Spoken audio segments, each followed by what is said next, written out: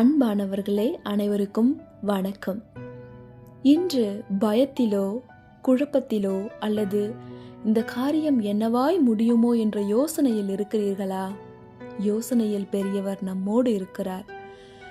இந்த வார்த்தை, இந்த வசனம் கண்டிப்பா உங்களுடைய பயத்தையும் உங்களுடைய குழப்பத்தையும் மாத்தோன்னு நான் நம்புறேன்.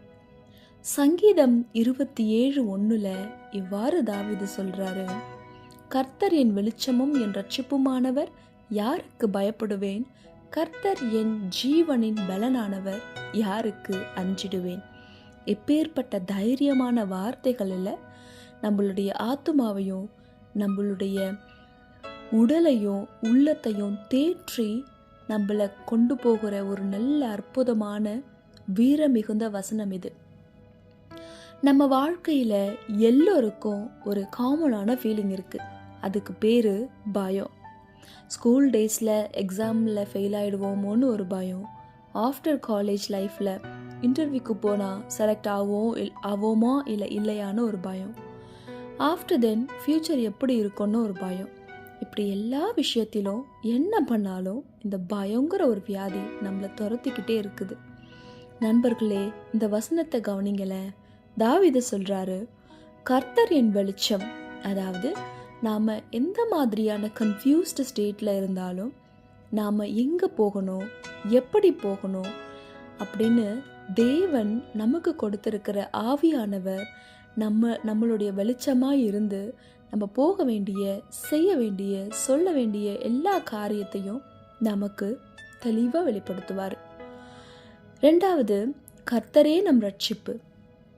அப்படிங்கும்போது நம்மளுடைய ரட்சிப்பாகிய கர்த்தர் இயேசு கிறிஸ்து நம்மளோட கூட இருக்கிறாருங்க. நம்மளை சேஃபாக எல்லா பாதையிலும் வழி நடத்துவார். மூணாவது, கர்த்தரே நம் பலன்.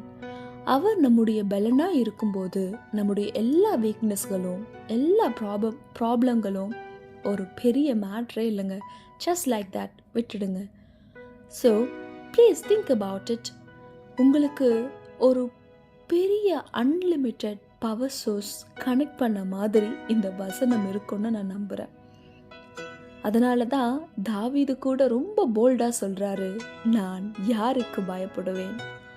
நண்பர்களே, ஃபியர் நம்மளோட ஃப்யூச்சரை எந்த விதத்தில் ஸ்டாப் பண்ணக்கூடாது. ஃபியர் நம்மளுடைய மிகப்பெரிய எதிரி.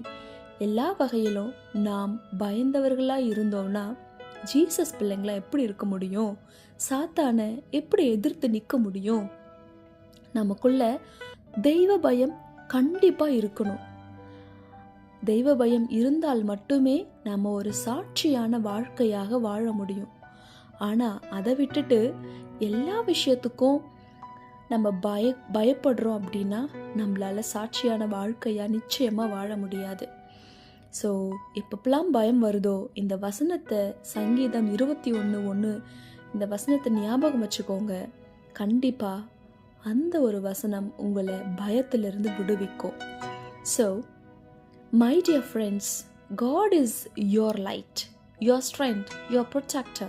So walk with confidence, face your exams, interviews, relationships, whatever it is, with courage, because you are never alone.